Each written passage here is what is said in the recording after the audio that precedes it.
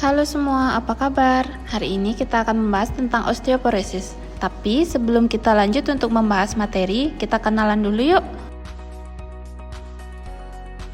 Sebelumnya, kalian tahu nggak sih apa itu osteoporosis? Osteoporosis merupakan gangguan tulang yang ditandai dengan penurunan massa tulang yang menyebabkan tulang menjadi rapuh dan mudah patah. Dasar terjadinya osteoporosis adalah ketidakseimbangan antara reabsorpsi tulang dengan formasi tulang. Apabila penghancuran lebih banyak daripada pembentukan, tulang akan menjadi keropos. Osteoporosis dapat dikelompokkan menjadi dua, yaitu osteoporosis primer dan osteoporosis sekunder. Osteoporosis primer pada wanita biasanya disebut sebagai osteoporosis postmenopausal. Osteoporosis ini terjadi karena kondisi pasca menopause di mana hormon estrogen yang berfungsi melindungi tulang dalam tubuh berkurang jumlahnya. Sementara itu, pada pria, osteoporosis primer yang terjadi adalah osteoporosis senilis. Osteoporosis ini terjadi karena berkurangnya jumlah kalsium akibat penuaan usia.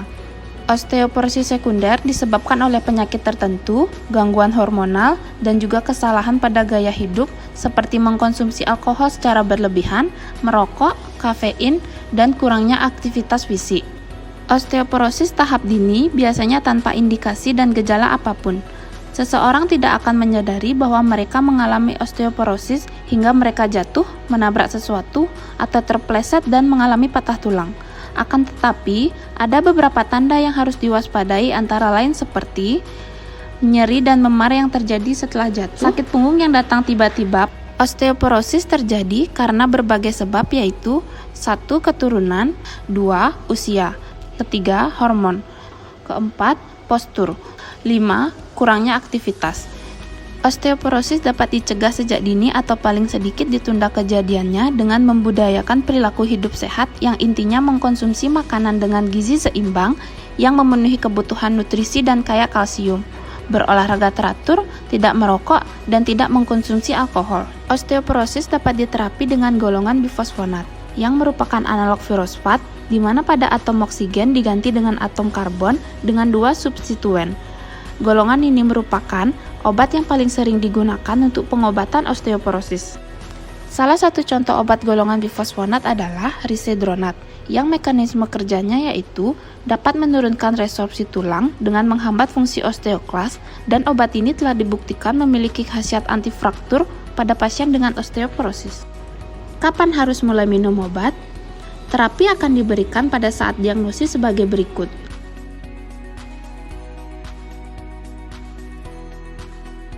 Bagaimana cara minum obat risedronat?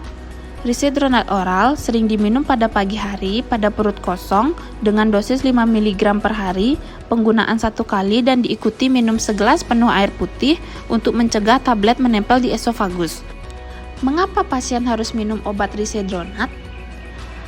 Pasien meminum obat risedronat untuk mencegah patah tulang dengan memelihara atau meningkatkan DMT dan mengurangi resorpsi tulang berlebihan.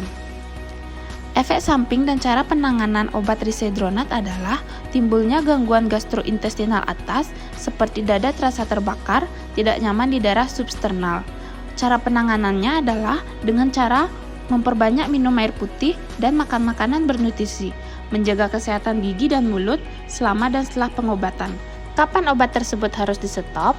Berdasarkan drug holiday bifosfonat, pasien yang mendapat terapi bifosfonat direkomendasikan melakukan asesmen ulang terhadap risiko fraktur setelah 3-5 tahun.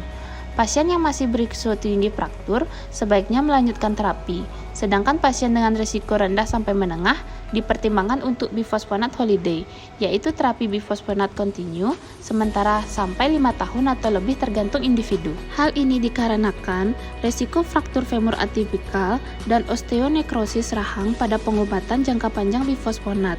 Diskontinuitas sementara terapi bifosfonat ini dipertimbangkan pada pasien yang mendapat terapi bifosfonat oral setelah 5 tahun dan bifosfonat internal setelah 3 tahun. Selama bifosfonat holiday, sebaiknya dilakukan evaluasi ulang risiko fraktur dan DMT setiap 2-4 tahun. Jika DMT turun signifikan, terapi osteoporosis dapat dimulai lagi. Sampai di sini dulu ya pembahasan osteoporosis kita hari ini. Semoga dapat menambah wawasan. Sekian dari kami, terima kasih.